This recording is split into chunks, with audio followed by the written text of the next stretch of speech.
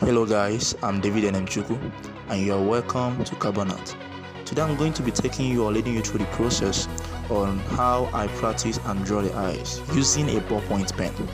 This is just a practice. It will be of high benefits to you if you pause this video and get a book, get a pen or pencil and join me in this process. And please, at the end of this video, feel free to comment your opinion, like and subscribe for more content on this channel. Anyway, this will actually boost this video and take it to the next level.